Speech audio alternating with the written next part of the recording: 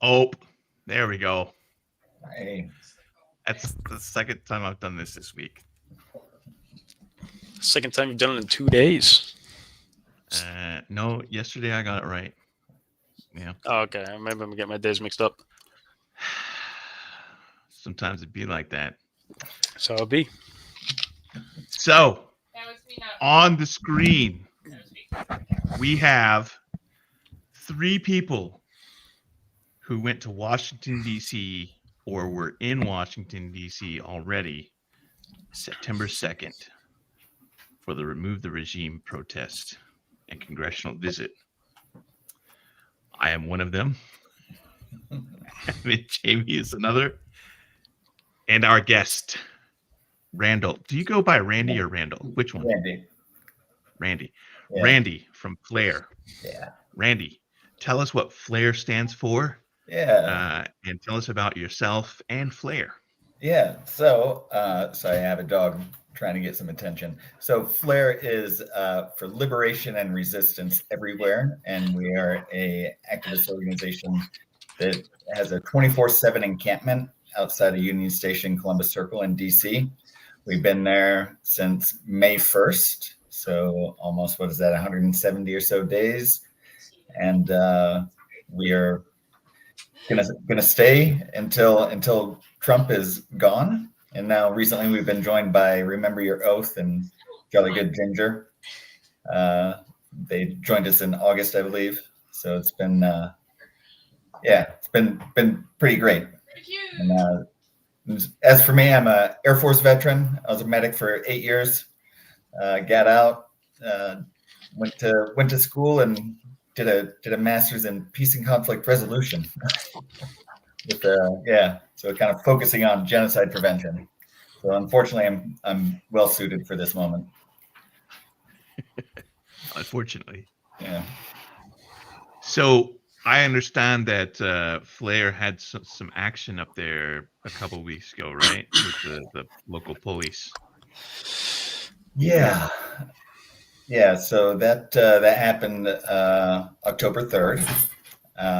We got a phone call I got a phone call from Jake, one of the other council members, at 5 a.m. that we were being decamped. And we go down there, and NPS, National Park Service, and the park police were down there decamping us, throwing everything into backs of trucks, not taking inventory of anything. There was no chain of custody. They just took everything, threw it in their trucks, and took it away. And then we got the runaround for a few days about where everything was. And then they eventually told us, and there was in the sorry, this is snowy. Oh yes. It's snowy. I know. Yes.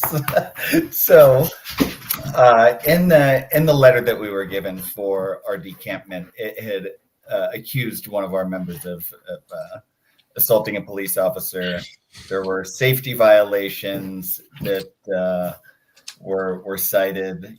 All these things, which were completely untrue. So eventually, when we were able to go, we got all of our stuff from the NPS warehouse, and so now it is all in storage. There, it's so now there's been no. Well, we had some legal problems, but nothing that I can. Yeah, someone did get arrested regarding this, but it's all made up. So we have no problem defending that. So now we're still set up with Remember Your Oath on the same site. We haven't stopped working. In fact, the morning that we were decamped, I went right up to Congress with a whole bunch of the Samud flotilla families to advocate for our veterans to be released from the Israeli prisons. And so I did that and dealt with our decampment in the same day. So so we're back, and we're not going anywhere, and we're planning on a whole bunch more actions now. Did you guys get all your stuff back? Yep, it's all in storage. Okay. So yep, and nothing was taken. We have everything. There was no inventory. They just did it to inconvenience us. So and we know where it comes from. So do you know who Cam Higby is? So I've heard the name before. I'm not super familiar with him though. Yeah, him and his group, they're little right wing trolls. They're the ones that were chased off the HBCUs. Okay. And I think one of them was just arrested up in Portland not too long ago. But they go around and they're known agitators. So Cam Higby was there at our site trying to start something with our veterans and F.L.A.R.E. And he had been there for the previous 3 or 4 nights trying to antagonize us, and we just weren't having it. But on October 1st, he was there, and they were playing music, and then someone who was not with F.L.A.R.E. Kind of confronted them. There was a little bit of an altercation, and Cam Higby pepper sprayed this 100-pound black girl as she was after she had fallen into a bush. And then, yeah, like he's a real fucking coward. So, and then, so him and his buddies, after all of that, that's when the next day, October 2nd, they were at the White House. And we have, Twitter evidence of that. And then, the next day on Friday, we were decamped. And then the following day, we have Lance Johnston, who is with Cam Higby. They posted on their socials that they were proud that we were decamped, and they're the ones that did it. So those all little trolls.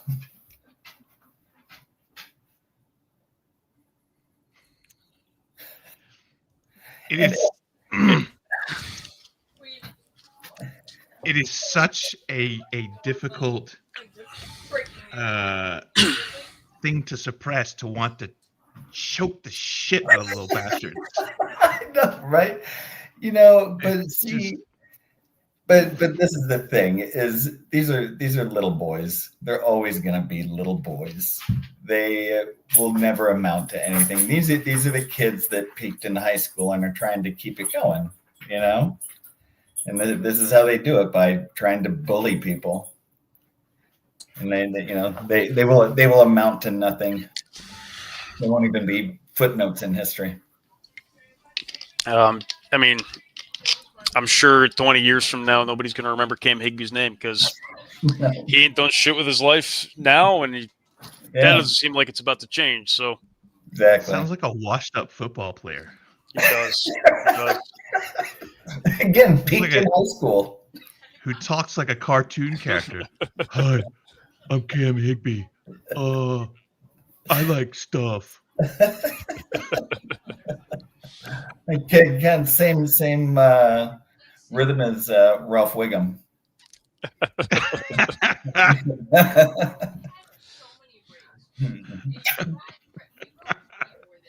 Works even better because he's apparently always trying to claim he's in danger. So Yeah, exactly. Yeah. Oh, they were assaulted by Antifa apparently. So yeah, so it's very weird to be kind of directly targeted, and they're in there with Laura Loomer, who famously had an affair with Trump. Allegedly, but her breath smells like Depends. Laura Loomer, the jigsaw doll come to life. She is, yeah.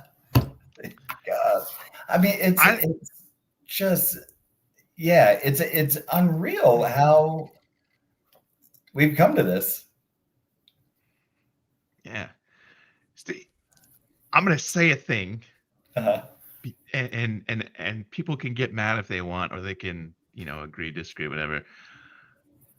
What is it with conservative women and getting plastic surgery and not for the better.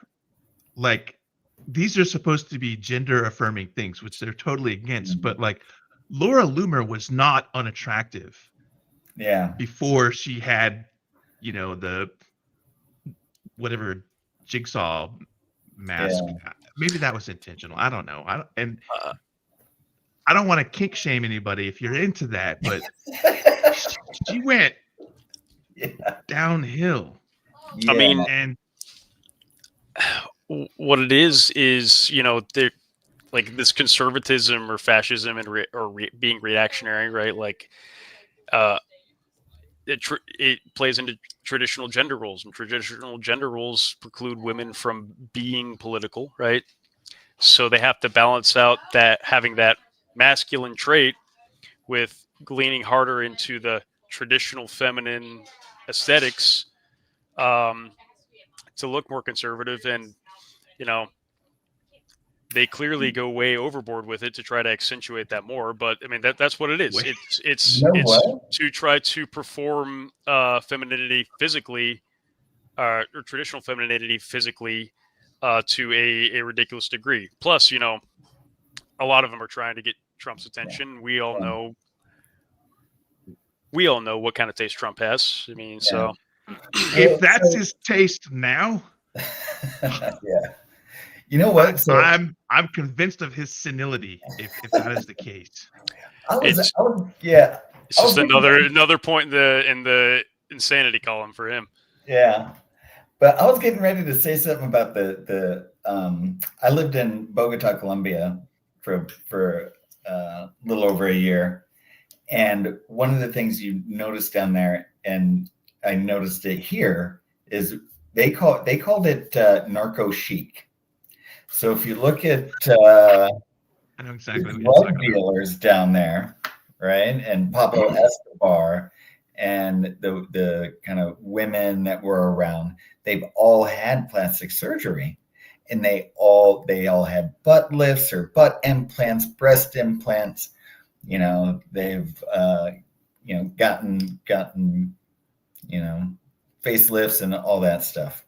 So it's interesting that you said that they're using their bodies to express the femininity like that, because they're not able to express themselves any other way. And it goes into that machismo, especially within the drug cartels and the gang communities.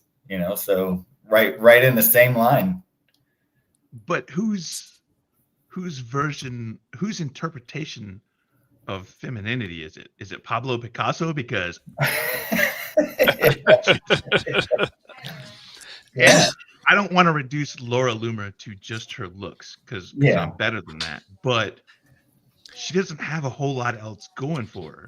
If she is intelligent, then she must be playing 4-dimensional chess, because she comes off as, aside from the crazy conspiracy theories and the outright batshit insane lies, the rest of it is just like, if you strip all that away. Yeah.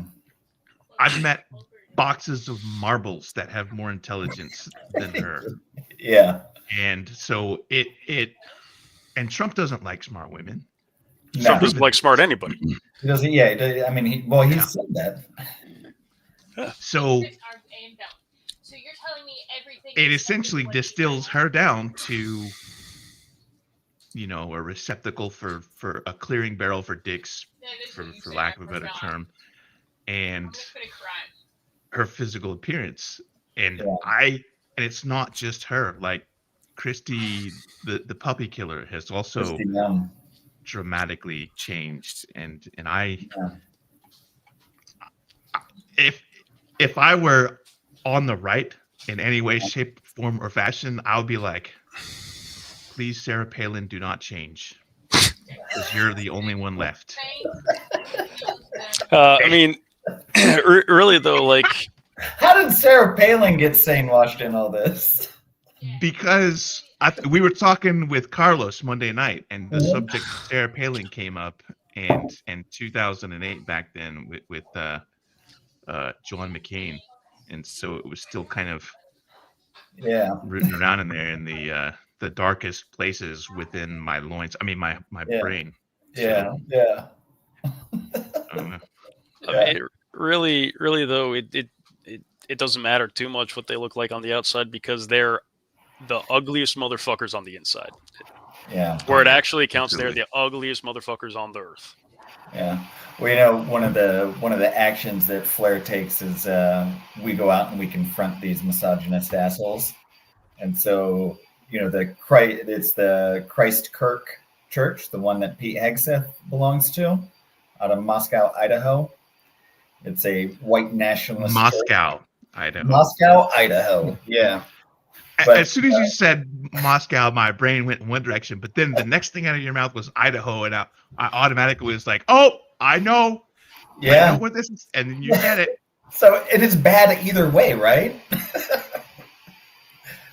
Yeah. So, but we went. You know, he had said women are the kind of people that give birth to people. The exact quote is, "Women are the kind of people that people come out of." Yeah, exactly. Yeah. So we went up to this church and we point them out, make a lot of noise, and make sure all the neighbors know exactly who is in their neighborhood. So that's always fun. So what's on the agenda for F.L.A.R.E in the next, say, month? Yeah. Well, big news. So I mean, the capstone is our mutual partnership with 1122 with Remove the Regime, headlined by Dropkick Murphys. So that'll be great. But before that, you know, F.L.A.R.E, we actually do things every single week, multiple times a week. You know, Mondays we go to Congress at 10 a.m. And then at 4 p.m. we go to Heritage Foundation and make noise for a couple hours. On Fridays we do the Fox Takedown. On Saturdays we go over to the White House and protest. And then we also support other organizations and do congressional lobbying. And yeah, so we're always busy. But on Halloween, we're going to have a very special Hex the Heritage Foundation, where the Handmaid's Army is going to come to town. And we're going to have little ceremonies for Halloween about hexing the Heritage Foundation. So we'll see what luck that brings. I wonder if like we could somehow arrange a partnership with like as many I don't know what they're called now, but like 25 years ago they would have been called like Wiccan covens or whatever. I don't know. I was never really into that other than like goth girls that smoke clove cigarettes and listen to Typo Negative. I was a clove man cigarettes. back then. My heart was in the wrong place. So yeah, like we could get some witchy folk to come out there and actually do things. Yeah. And by things, I mean like. Yeah, we're I'm working on getting a big name out there to be with us to kick everything off. So yeah, but we're basically kicking everything off on Halloween with that event with the Handmaids, you know, and then we're gonna go November 5th. Refuse Fascism has called for people to come to DC, and so we're gonna get behind that. We have some events going on alongside theirs. So I know they're starting at like 11 a.m. We have some events in the morning, including going to the Heritage Foundation, again with the Handmaids, and walking to Congress. And then we'll get behind Refuse Fascism's actions. But then November 11th is obviously Veterans Day. We have a couple big announcements coming out here pretty soon regarding that. And then, you know, the Remove the Regime weekend is November 20th through the 22nd. And we are going to lobby Congress on that Thursday and Friday before they leave for their Thanksgiving break. And then we're gonna have a protest and rally on the mall and demand impeachment.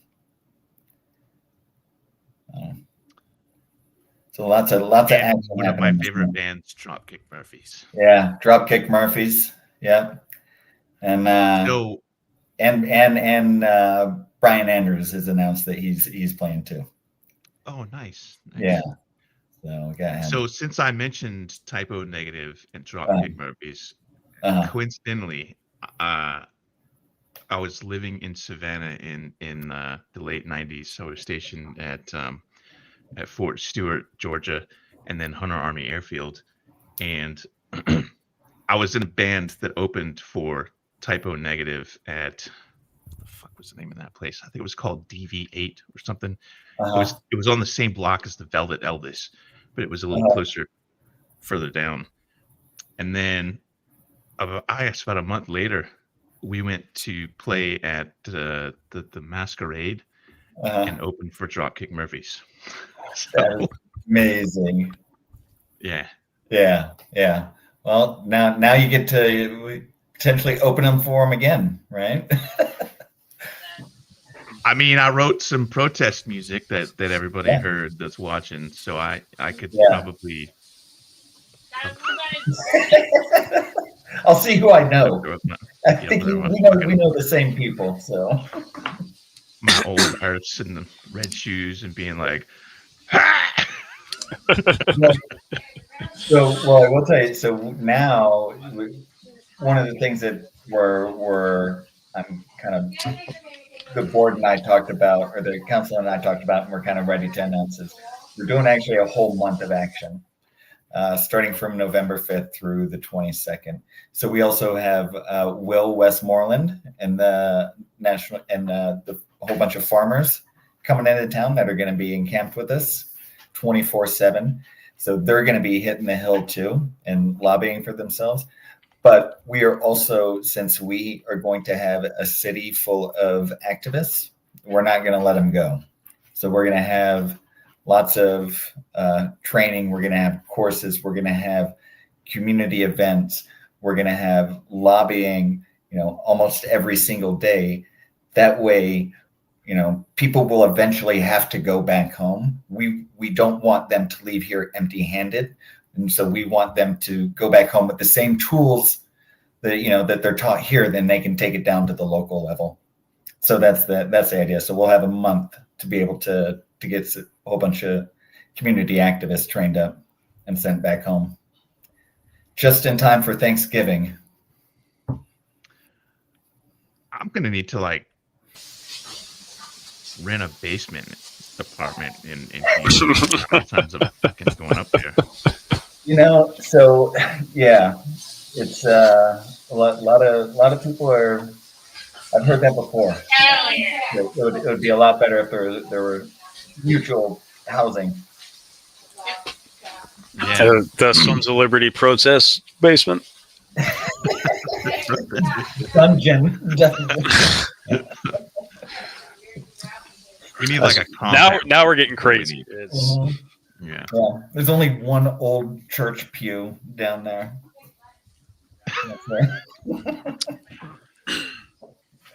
I've slept on a church pew before, and it's not comfortable. It's also very narrow.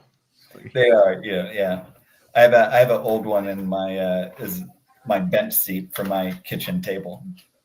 It's not very comfortable. It's a better idea than it is execution. It looks cool. Even the ones with the cushions are still uncomfortable. Yeah.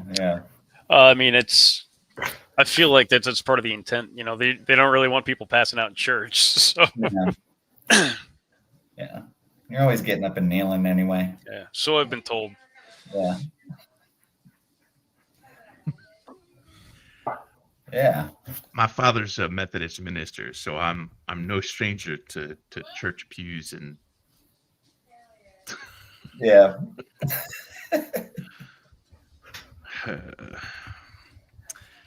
All right, so November 5th is going to be congressional visits, right? Yep. So we're going to start, let's see, 8 o'clock. We're going to go to the Heritage Foundation and welcome all of them in to work that day. And then we're going to go to F.L.A.R.E, back to F.L.A.R.E, which is only a block away. And then we're going to hit the hill and go to congressional offices. And here, I'll let you see Snowy. We're going to go to congressional.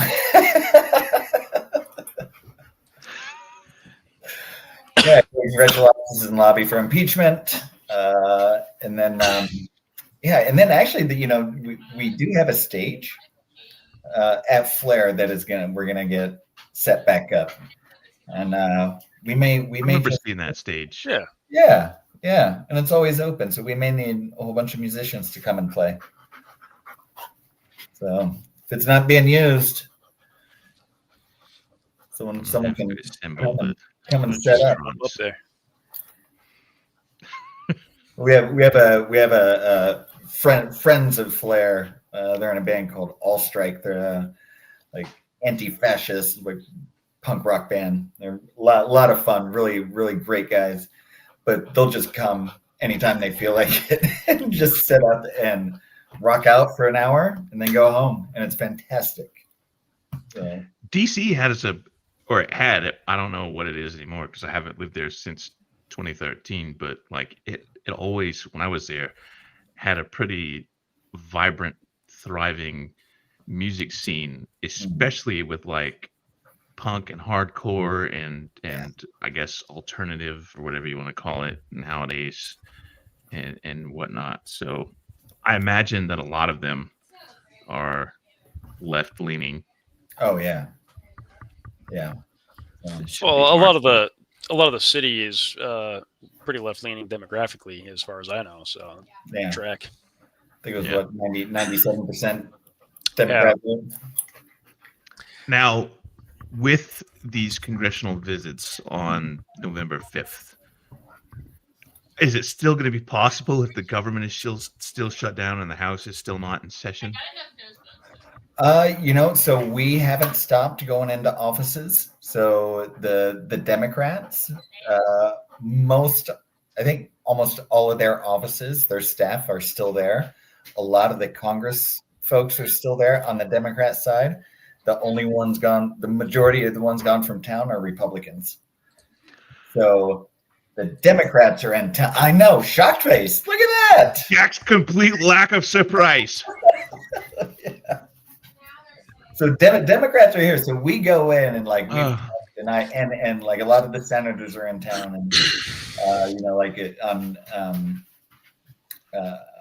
October 3rd, I was actually went and met with Senator Van Hollen about the Gaza genocide, and he spoke to some of the flotilla families about that. So yeah, so there's lots of senators and lots of congressmen on the Democrat side that are still in town.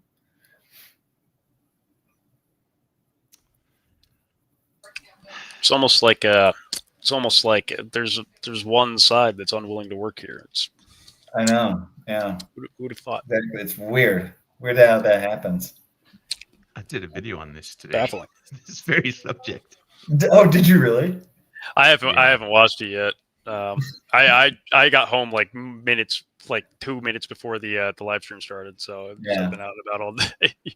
Well, you know what I've noticed, and it makes me feel good, is like, I've come away. We all came away from No Kings very excited, and No Kings was great, but it was only a rally, right? Yeah. It was great to build momentum, and we need to keep that momentum. And it's great that people know that they're not alone and that there's millions of us out there. So they're more likely to come and take these direct actions with us or groups like us. So we want to keep that momentum going and not just have a rally and have speakers and music and then everyone goes home. We want people to leave DC with some tools and some momentum, and we want to be able to have them hold their Congress people accountable.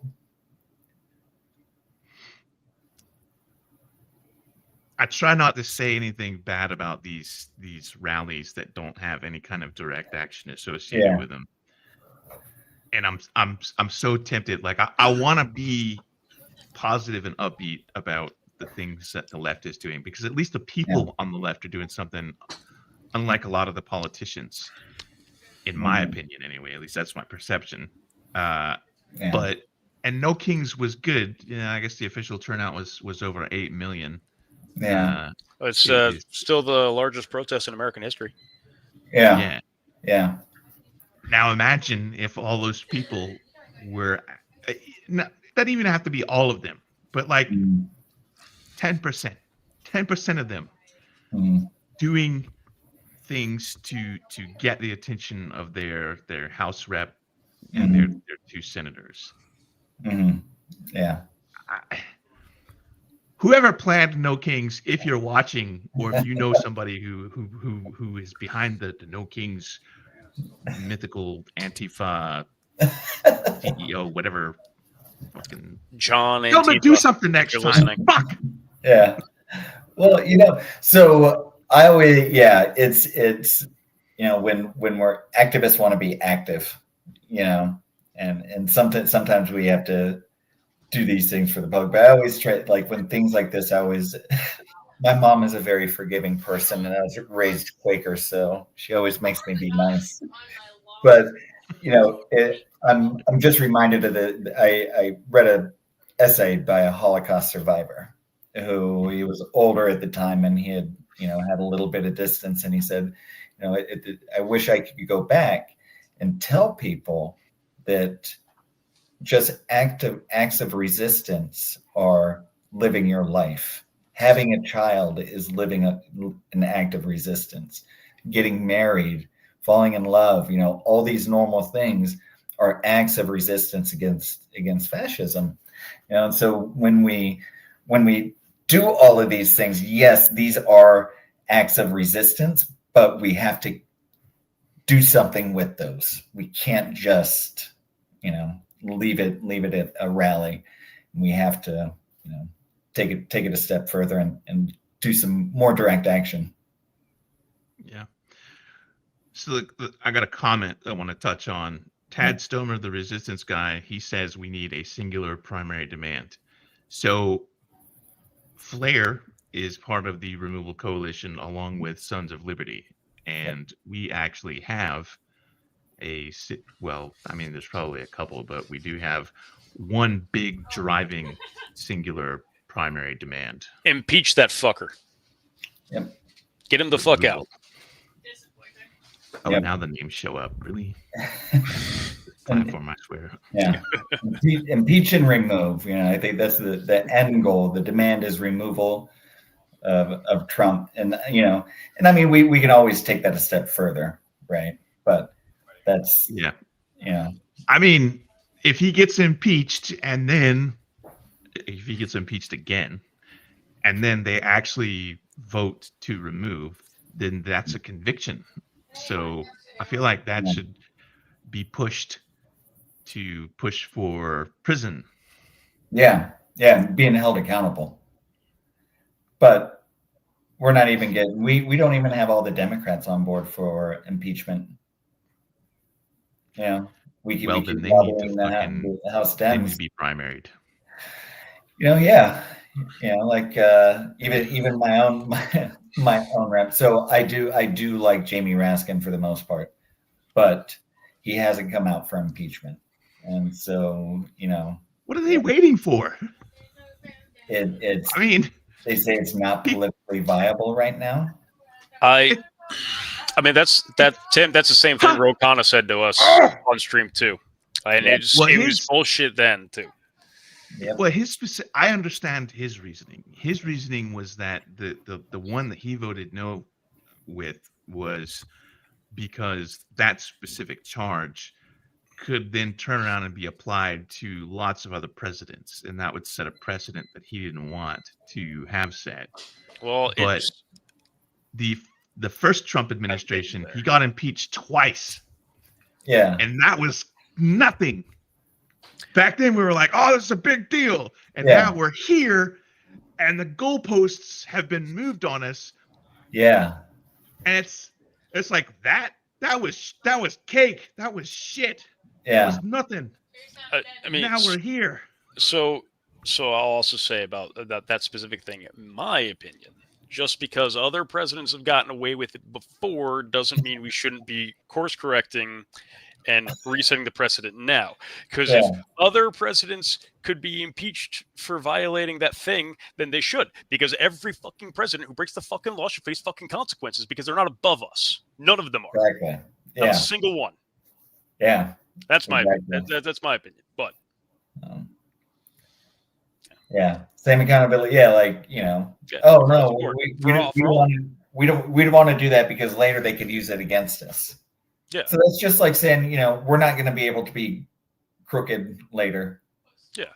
That's the only thing that's saying. And if one of the things that I very much believe is that maybe it's not politically viable to get an impeachment through right now, but I grew up watching the Republicans throw things at the wall that wasn't politically viable, and they just did it again and again and again and again and again until it went through. Yeah. And as much as that pissed me off, it worked. Yeah. Yeah. Yeah. Well, and they did it at the local level too. Yeah.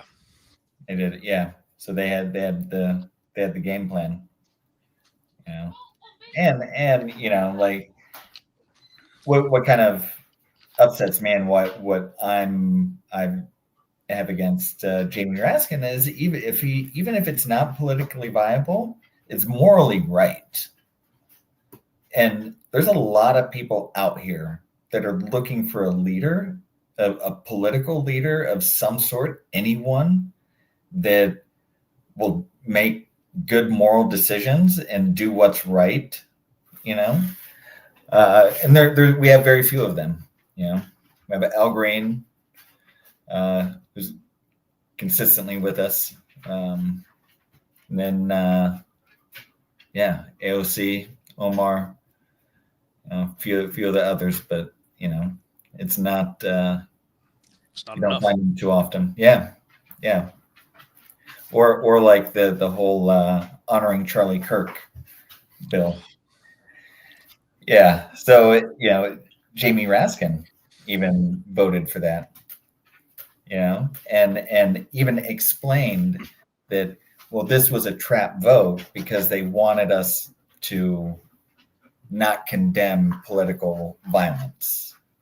And my argument is like, just by you acknowledging that, like you're admitting that you played their game and you played into their hands. And so history won't remember that reason that you voted to honor Charlie Kirk. They're only going to remember that you voted to honor Charlie Kirk. Yeah.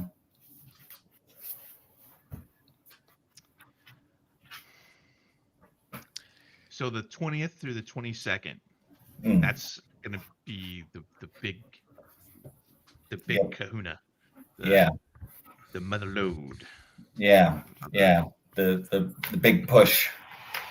We're at 9 centimeters going into the 20th. Yeah. So we're gonna do one big push and that weekend. Hopefully by the 22nd we'll have something to celebrate and we can have a good Thanksgiving. So hopefully we can get enough pressure and have enough people, in DC that are active and lobbying and pushing and putting the pressure on to get rid of Trump, that we can have a celebration. So can you break down for us the sequence of events for the 20th, 21st, and 22nd? Yeah. So all of this is obviously kind of moving a bit. So we are going to do lobbying on the 20th. That's a Thursday. We're going to go in there Thursday morning. We're expecting a lot of people, so everything is going to be done in stages, just because of optics, and and we're only going to the office buildings to visit the congressional offices, not into the Capitol building. So we're going to do that, and that will usually take a few hours. Then Thursday night, I do believe we're going to have some fun things, some entertainment. Friday, we're going to try and do some veteran-related stuff, and then there's also going to be a comedy show. We're going to have all of our influencers and creators out there that are going to be hosting some events for people in town, and then the big rally on the 22nd. So hopefully we'll have a lot of speakers. I know Cliff Cash is going to be there, Dropkick Murphys, Brian Andrews, who else? Jessica Denson. We got this guy, Big Sarge, is going to be there. Running his mouth about something. So yeah. Somebody's going to tell him not to swear. He's going to do it anyway. Yeah. Okay, so like I told Carlos on Monday night, I wrote this whole speech thing out and started committing it to memory. And I was like, I promised Jessica Denson, I was like, I will not swear. I'll keep it clean. And I wrote something that I personally felt that even though it did not have a fuck or a shit or a damn or a cocksucker in it, I was like, this is good. This is good material. I can deliver this and still sound authentic and passionate. Yeah. And the very first speaker is Carlos Alvarez Araños of American Opposition. And he gets up there with he's Natalie dressed, very handsome and dapper. He's got his hat and his shirt and his vest and his nice shoes. And he gets up there, opens his book, and immediately just starts jackhammering the crowd with all kinds of stuff. And I personally, it's not often that I man crush on another man, but in this case, I was instantly smitten. But also, at the same time, I was like, fuck yes, I can swear now. And everything went out the window. So I was prepared to be a good Christian citizen. Yeah, I think I did. I spoke on Friday, right for the. It was an amazing speech he gave. Yeah. So I spoke on Friday at the No Kings opener at the Lincoln Memorial. And I had promised my mom that I wouldn't cuss. So I was like, fine. But I ended up cussing. But I felt validated because soon after, Maxine Waters, who was about 5'1", just a spitfire. Dynamite. Yeah. I was validated. She cursed a couple times in her speech. So I was like, all right, like I only threw one F-bomb in there.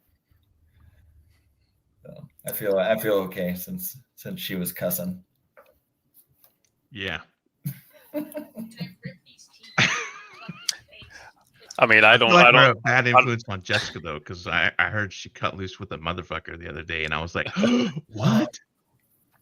I'll bring that up. I mean, I don't think I could refrain in that situation. So I mean, I can't judge. Yeah. I'm perfectly capable of doing it without profanity. It's just it doesn't land as well with me specifically. Like, and the reason that I know this is because we were trying to partner with Vote Vets, and one of their criticisms was that I swear too much. They're like, can you do a video without swearing? And I was like, absolutely, I sure can. And I did. At the very end, I threw in a blooper. So it was after the throat punch, there was a blooper in there, and I was like, ah, shit, or something like that. Ah, shit, I said a swear word. So I did the video, and this was after like a bunch of my stuff had gone viral, like in the wake of Tim Walz and Stolen Valor claims and whatnot. So this video went up, and I didn't mention anything about profanity, nothing like that. I was like, this, here's the rant, whatever. And people hated it. They're like, where are the swear words? I was like, all right, that's it. I made an attempt.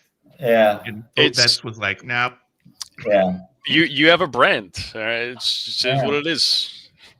If you use it effectively, it can be powerful. Don't there's a reason why we use it in the English language.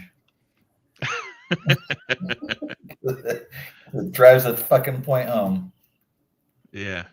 I don't even think there are actually any English swear words. I think all of ours are like loan words that are derived from other languages. Oh yeah, from dirty people. The barbarians. Yeah. Was it the Saxons that were the lower class ones, or the Anglos? I think it was the Saxons.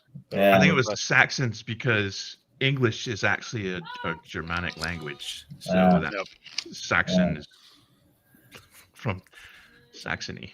Yeah.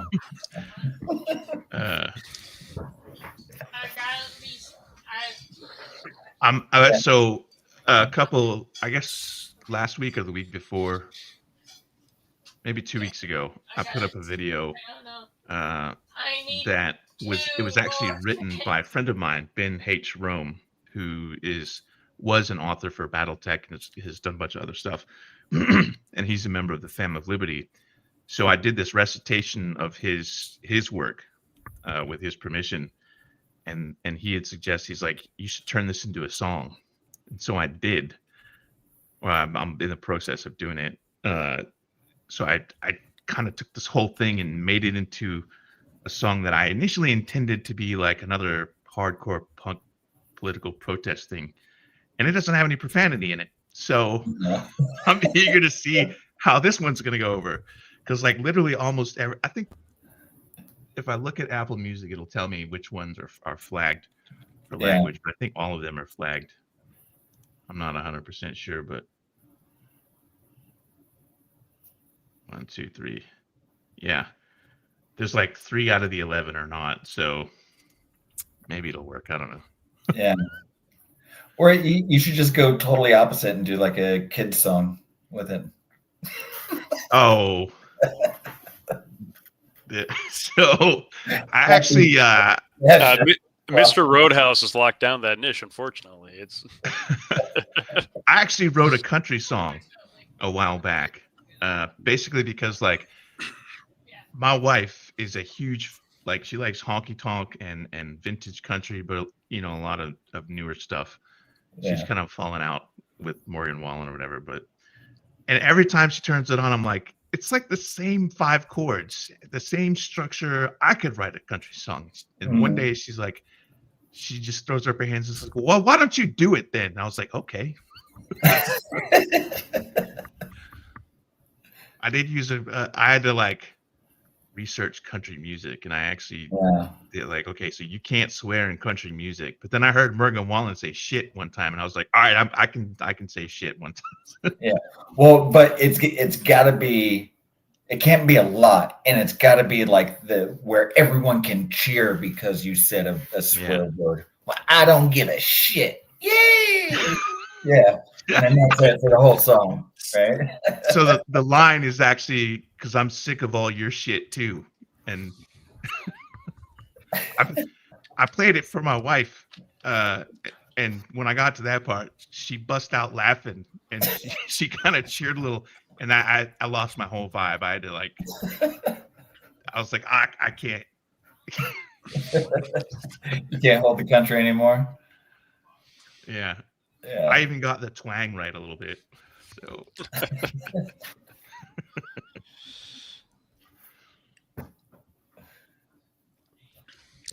that's what I'm gonna be the first Scottish country singer. Actually, I think that's Carl Urban, isn't it? No, he's Australian. Yeah, I didn't know he was a country singer. Yeah, but Carl, are you thinking of Keith Urban? Keith Urban's a musician. Carl Urban. Carl Urban. They're all Boy. Australian, Scottish, something. I don't know. Yeah. Are they related? Not I related. don't know. They're not. I looked it up. Carl Urban was in like Lord of the Rings and Dread though. Yeah. It's And the a completely boys. different guy. And the boys. And the boys. Yeah. The boys. Great show. Yeah. My father sent me a meme of Carl Urban in Dread, and it was labeled Carl Urban, and then a picture of him in Lord of the Rings, and it was labeled Carl Rural, and one of the best dad jokes I've ever seen in my entire life. And I think that perfectly encapsulates, my father's sense of humor, and it's phenomenal. I like that. Yeah.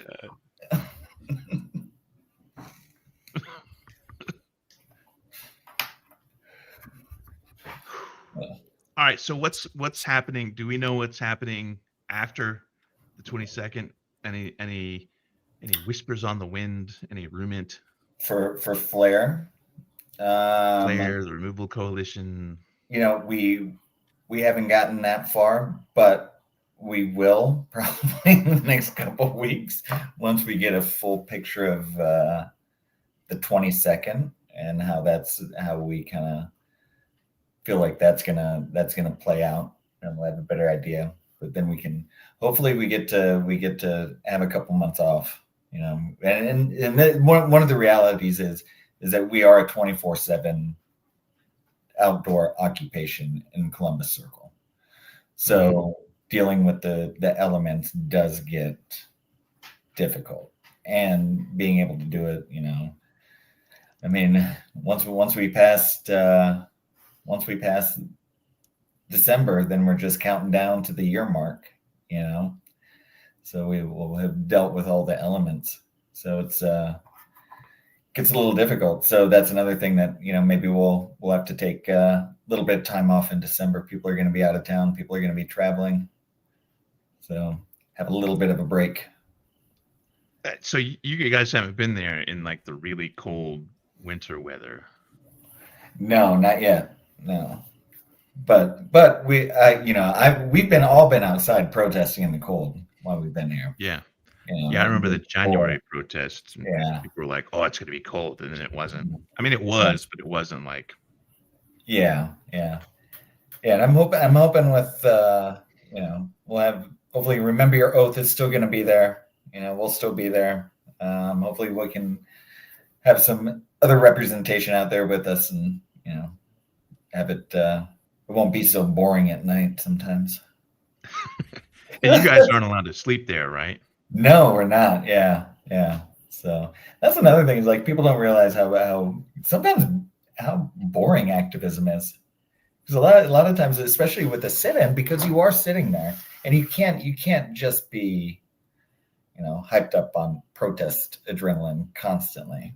So there are times where you're just sitting there reading a book, but you're there, and your presence is your protest. So yeah, but it's sometimes kind of relaxing. Sometimes it's a nice quiet day.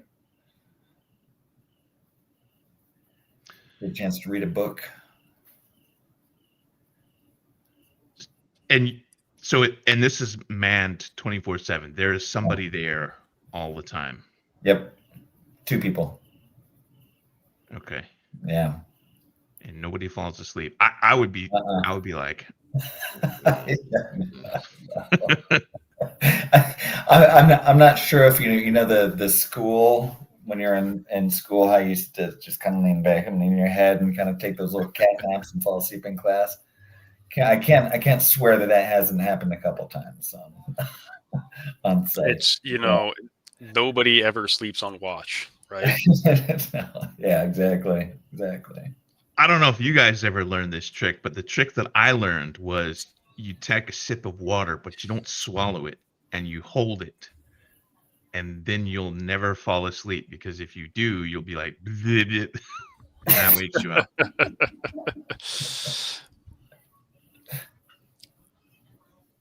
I think I managed to fall asleep though one time when I did that. I'd been up for like 48 hours and was trying that trick and it didn't work. Well, then just drooled on yourself.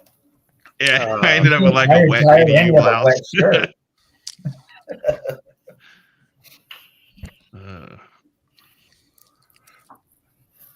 So I got to. Well, I didn't meet him last night, but at the meeting, it was my first encounter with Michael Fanone Oh yeah.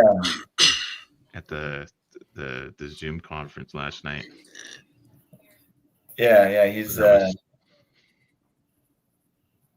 it's really cool to be able to like see all these people that have been. I still can't get over it. I mean, you know, last year at this time, I was at GS9 working at the EPA, like lowly government employee, you know. Mhm. And now, you know, I'm speaking with Al Green and going into Congress and, you know, having all these meetings with, you know, all these people you see on the news. So it still kind of seems unreal. Yeah. The longer that I stick with this, and the more of these protests that I go to, I get to meet like really cool people that I've only really written about or mentioned in passing. So getting to share a stage with Jolly Good Ginger and the other Capitol Police officer Arthur, and you know Carlos and just meeting Al Green was like, I was like, oh, I love this guy. Yeah, it's pretty amazing. And you know, one of the things that I've appreciated is so before this, you know, I was not on social media. I didn't use it. I detoxed, and I work enough with technology to know that I don't want to use it anymore. So I had totally like gotten off social media, and so all these people that we're coming in contact with, or I'm coming in contact with, like Michael Fanone, you know, like I read about him obviously because he's more famous, but like Jolly or Rig or you, or you know, all these like influencers, or even like Malcolm Nance, right? MSNBC. Didn't really know who he was. But I've gotten to know everyone on the activist scene, on the streets. So it's a different and same with Cliff Cash. I had no idea who he was, you know, and I've only seen him perform once. It was really weird. And so I don't know them for being famous or for what they do. I know them for the work, the fucking activist work that they do and how hard they work at it. So, which is a really cool relationship, I think. Yeah. It's virtually nonstop 24/7. Like I go to bed and I'm checking my phone for any last minute things that I might be able to handle. Yeah. And skipping all the stuff. I'm like, this is chatter, it's noise. Yeah. Waking up in the middle of the night and being like, what time is it? Am I gonna have to get up in 5 minutes? And seeing a notification on my phone, I'm like, fuck, I gotta deal with something now. Yeah. And then, you know, trying to do social media and make our brand more visible and get more followers. Because if I go like 2 or 3 days without doing a video, that subscriber count drops. And I'm like, are you fucking serious? Yeah. Can I have a day off? It is organization, and then like I have other things that I like to do. Plus I have to work for a living, and you know, I've got a wife and can't ignore. Yeah. Oh, it is weird, right? Because I've always had terrible work-life balance, forever. But like, you know, I'll find myself like feeling guilty or something like that because I'll like earlier today, what I just got home from was I went to the local community college to give them my GI Bill, and then I played a game of Warhammer, and I'm sitting there like playing Warhammer, and like after I finish, I'm like the moment I'm done, I'm like, all right, that was really fun. Oh fuck! I gotta go home. I gotta go, you know, help up with the stream, or like, you know, it's like, did anything light on fire? Did Simi need me while I was busy? Like, you gotta have time away from all of this? Because it's still going to be bad when you get back. Yeah, right. Like, for 40K, I was playing 40K. I did a 3,000 point list. I ran 3 Bloodthirsters and Angron, playing against another World Leaders player. I killed a Warhound Titan. It was great. But anyway, but like I'm in my head because like I'm not going to be able to make it to November 5th because my partner is going to be in town, and she lives in fucking Washington, so I don't get to see her often. So like I'm gonna like spend time with her, but at the same time I'm like, but I also could be protesting. So, she lives in the other Washington, right? Washington State, yeah. I live in Pennsylvania, so gotcha. Yeah. Yeah. Take her to a protest. Yeah, right. Yeah. I'll see if I can talk her into it. Honestly. Yeah, it's people don't realize like how like hard organizing is. Like you're right. I do think wake up thinking about everything that we have to do, and potentially do, and then I go to bed, thinking the same thing, and so there's always need that escapism. So I did finish all of Star Trek in chronological order from was it Enterprise to Discovery, including the cartoons.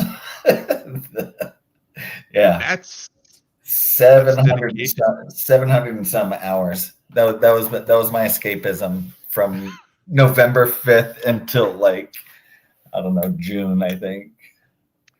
I started watching The Next Generation in 4K, like Blu-ray 4K, something like that. Yeah. On a flat screen telly, and you can tell. Like when I remember watching it on a regular telly, like back in the late 80s or whatever, and it was like, oh, this is awesome.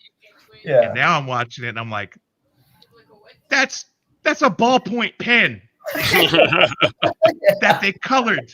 Yeah. Like you can see and you can tell where they're so for those of you that don't know, a flat is basically like a piece of Luan paneling, wood that's been painted, glossed, sanded, painted over. So they basically paint scenes on them.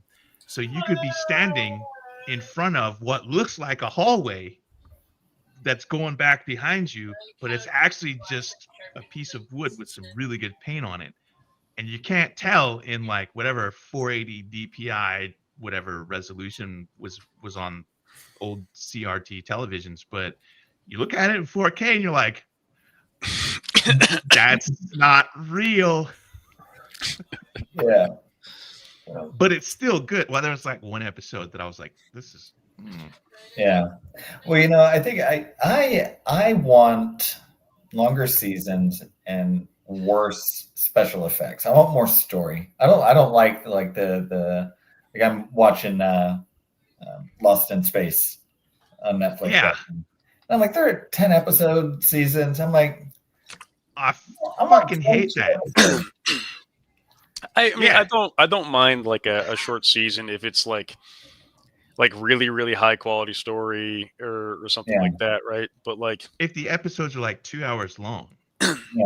Yeah. I mean, I also prefer movies to TV shows because I find it easier to I find it hard to fall off or easy to fall off with the TV show, excuse me. Like my ADHD will go crazy, but like I don't know, I like plot dense like shorter time frame things. Yeah. I also hate it when they like drag shit out. I pulled up IMDb for like I don't even remember. I think it was Law and Order or something, the original Law and Order, and I was like, wow, there were like 25 episodes per season. Now you get like 8. Yeah. I hate that. Yeah. And like the only because I think it was supposed to be multiple seasons, but they only did one, is Watchmen on HBO. with Regina King. Yeah. That one, I think that was like 8 or 10 episodes or whatever it was, but absolutely perfect TV.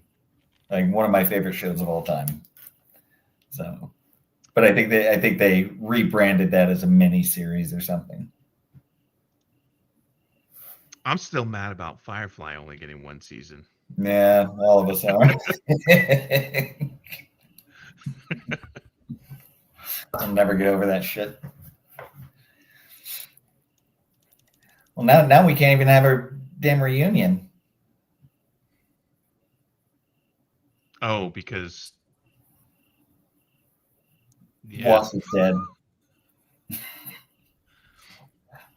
What? Okay, I see where you're going with that. Well, and the actor who played Book died. Yeah, the actor played Book. I thought you were referring to Joss Whedon being like. Oh yeah, that too.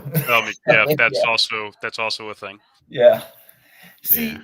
how shitty is it that like there are so many horrible people out there that you're like, oh yeah, that show also had a horrible person on it, and we're not even surprised.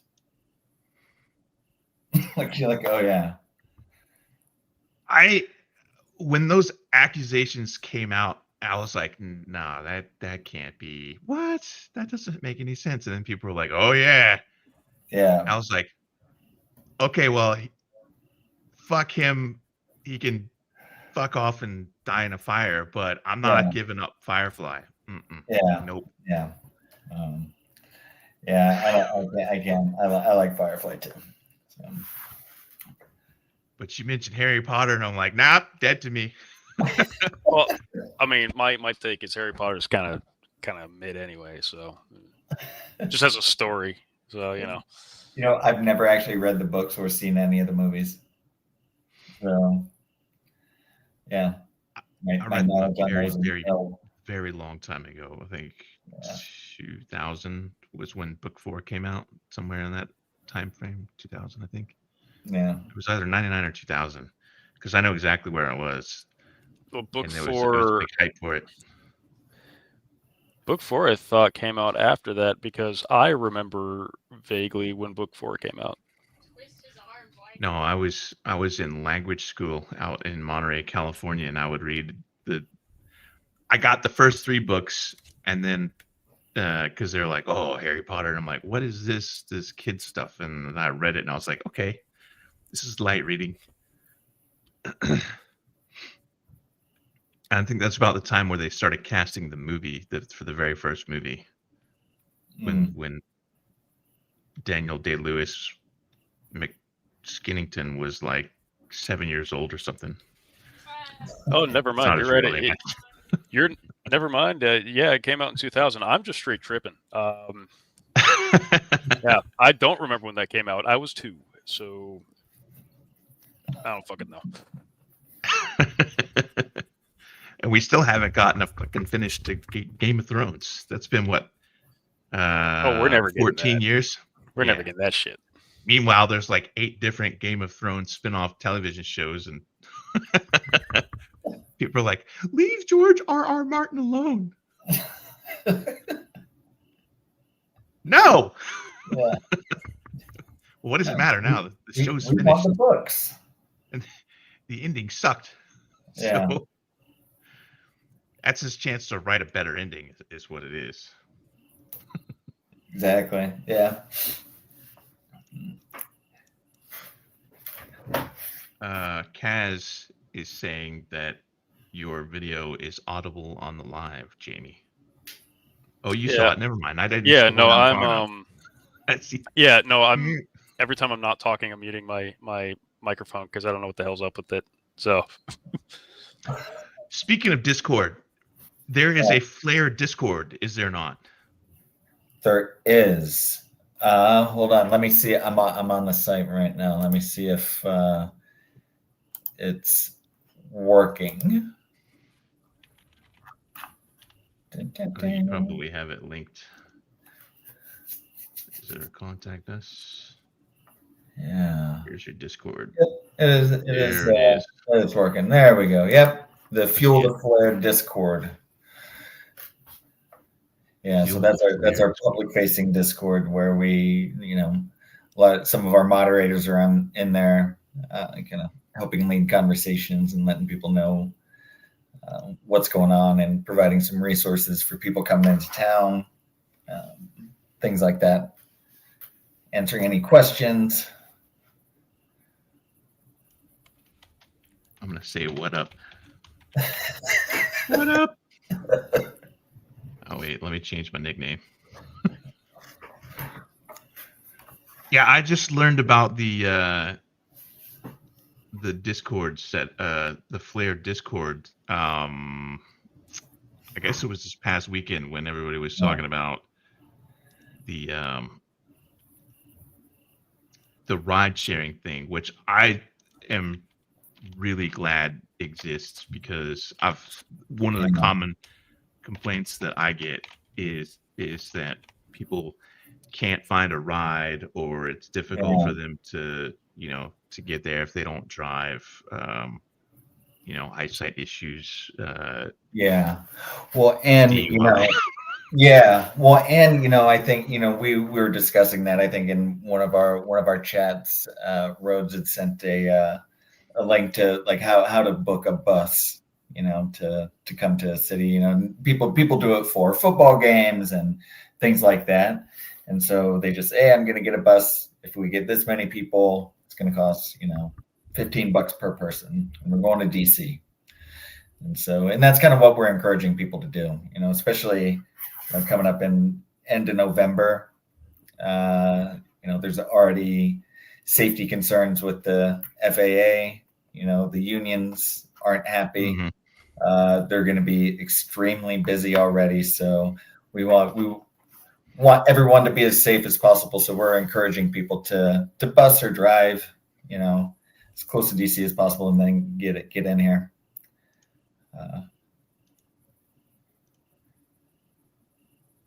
And it's going to be busy going out too. So yeah, I usually drive up early in the morning, or I'll ride up, as more often is the case, and then head back that same evening. I think the last one that we the September 2nd, we actually stayed in an extended stay hotel. Not a great decision. Because there were just a lot of very stoned people that were very loud all night. It was like, it's good thing we're only doing this one time. So. Yeah, there's a reason that's extended stay. Yeah. Oh. But F.L.A.R.E's Discord has something where people can try to figure out travel arrangements, and I'm presuming lodging as well. Yeah, travel arrangements, lodging. You can connect with people on there. Like if people are coming from the same areas, they can carpool, caravan. Like I said, we have Will Westmoreland coming into DC with the farmers, so they're going to be doing a caravan into DC. So you can get connected that way, share resources, share tips, things like that. It's always good to come with a protest buddy anyway.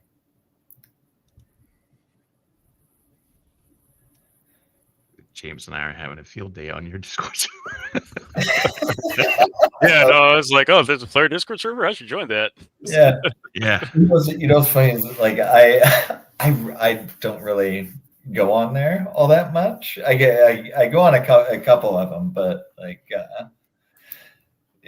So like people say, oh, like we saw on your Discord, and I'm like, oh, I don't know what you're talking about. So I'm not on there like a lot of our other members are.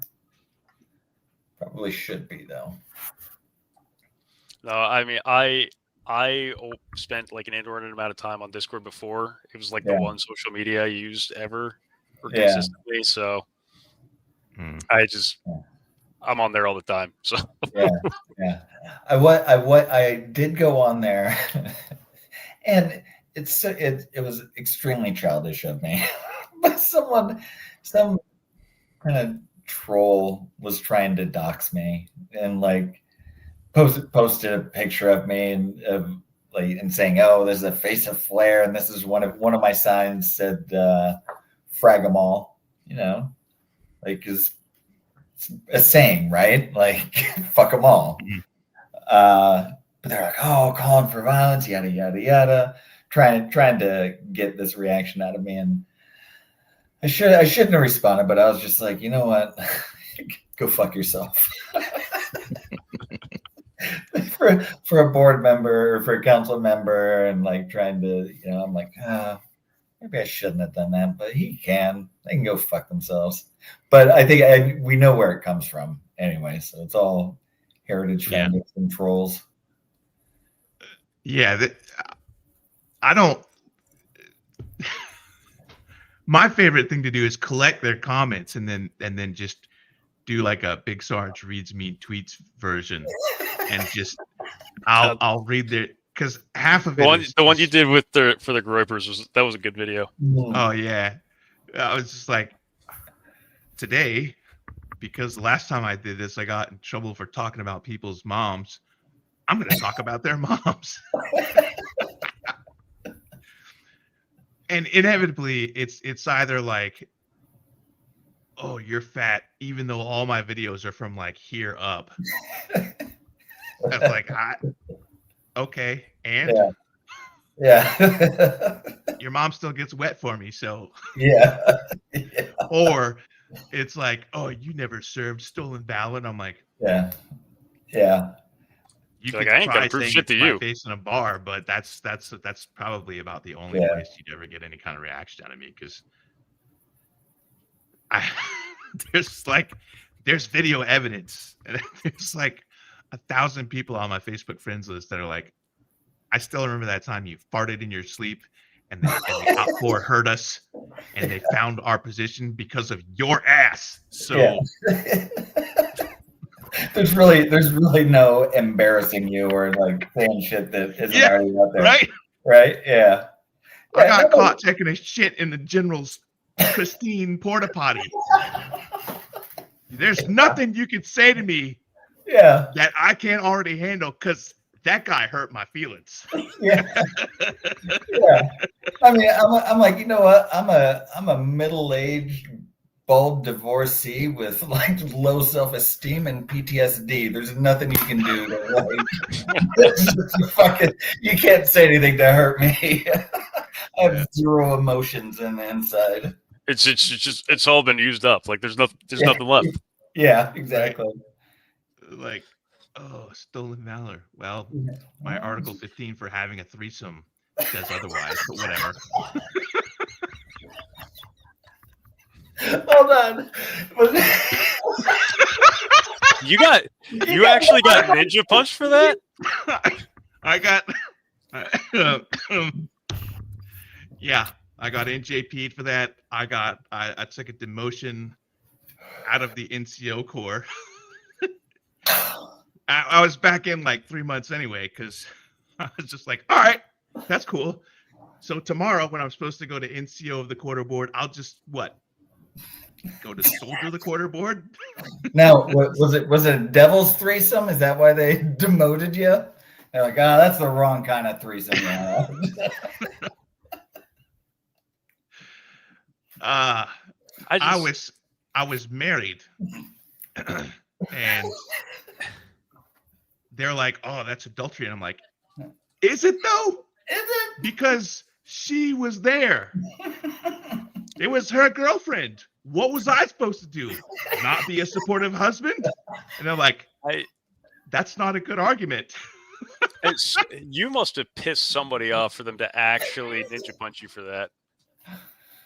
So there's a lot of backstory that goes with that. I will just say that ultimately the battalion commander was very, very religious, and actually during the proceedings hit me with something about Christian behavior, And the reason that he threw the book at me was because I mouthed off to him and said, well, I'm not a Christian, so this isn't really applicable to me. And that was the wrong thing to say. So, yeah. I took it to motion. That's where you take it to your yo.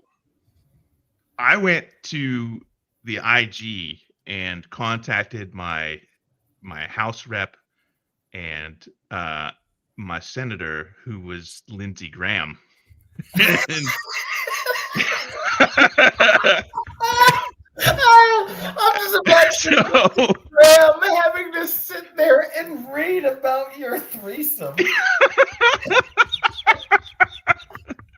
See, this is one of the things that I really enjoy about protesting is I know they watch everything that we do. And so like I'll like leave signs on the Heritage that have like goatsy on them because they're like, what is that? And so holy shit, that's fucking awesome. I love that. I'm laughing so hard. I gotta just shit like that. I think it's just really funny to make them do. You know, they're like, what is that? Let's Google it. Yeah. In fact, I haven't busted it out recently, but I do have a clown persona named Goatsy the Heritage Clown. And I walk around with a genitalia checkpoint. And I stood in front of Heritage Foundation one day and asked to see every old guy's dick. They didn't like it. That was one of the days I got chased away. Hey, you know Some what? Of them probably got on Grindr later. We're like, I need to have angry sex. Mm-hmm.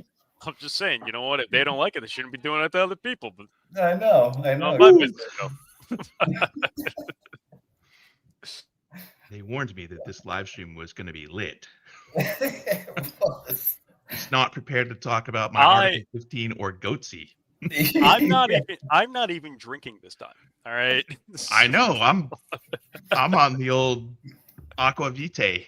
Oh, I'm on as well. So this Snapple does not have any triple sec in it like yesterday.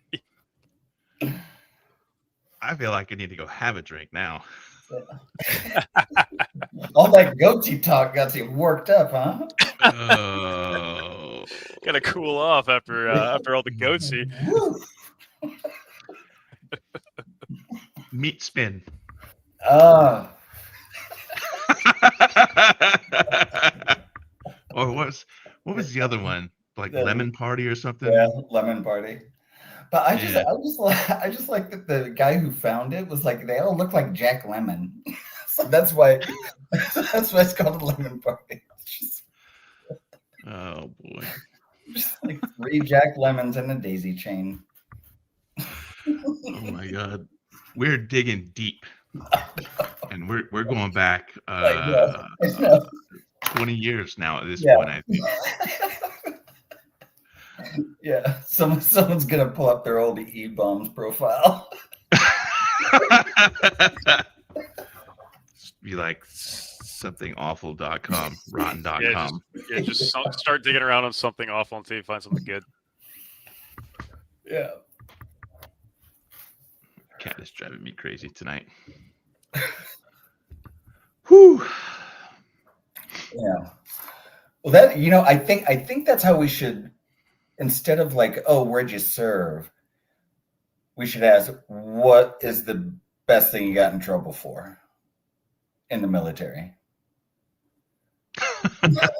Like, 'cause where'd you serve? That's always boring, but your fuck ups are really good. Just like if you want to get. I now have a theme for our Veterans Day show. But what if you get away with it? What's that? What if you got away with it? Oh well, still you're out. I mean. Yeah. All right, so then the middle ground there is the one that you got caught and the one that you got away with. Yeah. I didn't get caught doing fucking like anything. I got away with damn near everything I did. So Yeah. I mean, it's okay to abstain from Yeah. one or the other as applicable. yeah, I think that's going to be our topic for the show that we have Yeah. on.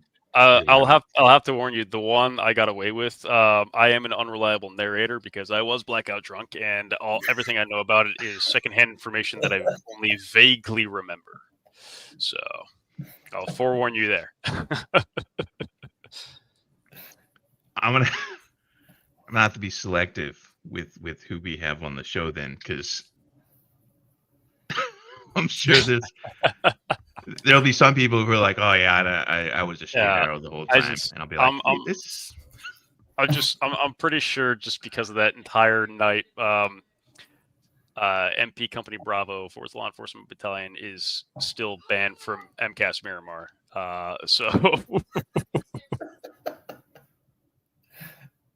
So when speaking of military and protesting, we'll bring it together. So when I was over in the UK, there was this. I was a medic, and I worked at this tiny little base called RAF Croughton. It was the only active air base with sheep on it. Right? And so and there's no airline, there's no airfield, and so this protester, her name is Linda Percy, she's a tiny little woman who apparently had built an obstacle course in her backyard to practice. Hold on, gets better. So she's a tiny old lady who breaks onto bases and just runs, right? She'll get caught. And so she knew that if she were to say she was hurt, that they would have to call us, the ambulance, right? So we'd have to go out there. And so she'd get caught, after about 20 minutes of running around on base, running from the cops, just fucking with them. Then she'd complain of something, and I'd have to go out there and I'd be okay, what's wrong? She was like, nothing. I'm just fucking with these guys. Just wanted to waste their time. And she would make them run around like, oh, it was amazing watching these young 22-year-old kids trying to chase down this like 70-year-old protester. It was pretty amazing. And you can't get mad at her because she's super sweet too, right? She's just having a grand old time. She was. Yeah. That almost reminds me of the time that. So in the Army, we had to do unit PT like every morning, and imagine like this whole company of exclusively all men, all between 18 and 30 some odd years old, and just macho full of we can do some push-ups, we're gonna go right. And one day somebody's like, yeah, my wife takes this yoga class, and her instructor wants to do a military yoga theme, so she wants to come and try it out on us. How about we do that for PT one day? And we're like, okay. In comes this rail thin, like 60 some odd year old lady, silver hair pulled straight back, wearing like tights and like a tank top, and we're just like, what are we gonna do here? She smoked the shit out of us. I mean, like, it was 5 minutes in, and we're like, oh, I'm dead, no more, and we still had like 55 minutes left to go of this insanity. Yeah. So yeah. Yeah, I bet your core felt awesome the next day though. Yeah. Yeah. Every time my first time doing yoga, I was spoiled because I didn't know there was different types of yoga. I thought it was all relaxing, stretching yin yoga, and so that was my first experience. Right. Second experience, I had one very similar to yours, and I was like, "Holy shit! This is like old lady is like kicking my ass." I was sore for a week. Mm-hmm. Like I was like, I'm not doing that again. No, I'll do the yin yoga. That's okay with me.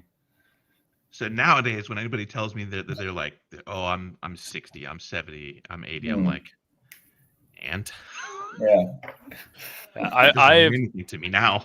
I have never done yoga, but my grandfather, his long-term girlfriend, she does yoga like every morning, and they're in their 70s now, and she's had half her fucking body replaced just through like surgery and whatnot. We joke that she's a cyborg now, but like, holy shit. If I ever wanted to just die, I would just do yoga with her one day. She would fucking destroy me there. Yep. It's a lot of muscle control. Well, this is about the point where we'll wrap things up, especially since we've devolved into our Article 15 stories. I think you'd be like, Yeah. I only got in trouble for being lippy. So. You gotta cut it before you incriminate yourself here. Yeah. Before I confess to some actual felonies. Yeah, there's not a statute of limitations on some of these things. So. No. Randy from F.L.A.R.E, thank you so much for joining us. Thank you guys so much for having me. Yeah, anytime. And we'll definitely have you back. What are you doing on November the 11th, Tuesday? I think we are going to be doing something in DC, something for Veterans Day. Okay. Yeah. I mean, evening time? I'm not sure. Probably at 11. So at the right time, probably do something over at the memorial, World War II memorial, or one of the memorials will have something on Veterans. All right. Well, if you're free at 7 p.m. on the 11th, come back on the show and we'll talk about Article 15s and stuff. Yeah. That's going to be our show for the 11th. That's what. All right. We'll hold off. I can't forget to say this. Randy, Kaz says hi, and if I forget to tell her, tell you that she said hi, she'll probably be mad at me. So. Hey, how are you? I was wondering what that was. I'm like, what is going on here? Yeah. Yeah. All right. Well, we'll all see each other here pretty soon. Oh yeah. Less than a month. Yeah. In fact, today we had someone come in and be like, it was one of our members was like, "Hey, I'm here for the protest. Where is it?" I was like, "No, you're a month early." Oh. Like, dang it. I mean, she's local. She walked. Okay. 3 blocks. She was a month early. Yeah. Love the dedication. Yeah. Now part of me wishes that I still lived in the area now. Yeah. All right. That's going to be our show for tonight. Thank you, Jamie, for co-hosting with me again, third time this week. And Randy, thank you for being with us, and thank you for agreeing to be on the show and talking with us about all the fun things that have come up with F.L.A.R.E. Yeah, keep an eye out. We got some fun little surprises coming up, so it'll be a lot of fun. Our streaming schedule for the next couple of weeks, we've got next Tuesday at 7 p.m. We've got Monty Mater, who actually just joined our little Signal group there. The day after that, we've got Daniela, the Knitting Cult Lady, on Wednesday the 29th. And that show is actually going to be at 2:30 in the p.m. Eastern Time. And then we resume our regular Tuesday rotations. Tuesday the 4th of November, we got Squid Tips. Tuesday the 11th, we have our Veterans Day stream. Tuesday the 18th, we've got Victor Velstra of the Trans Doe Task Force. Probably getting that wrong. I think I saw Victor in the chat. What up, Victor? And then Tuesday the 25th, we've got Rachel Burns, who's running for Iowa's 7th District. And I think there might be a couple more that have been booked that have not been updated on the calendar. So if I'm forgetting people that have already booked, I'm sorry. That's our show for tonight. 2 claps and a Rick. Woo! And stream.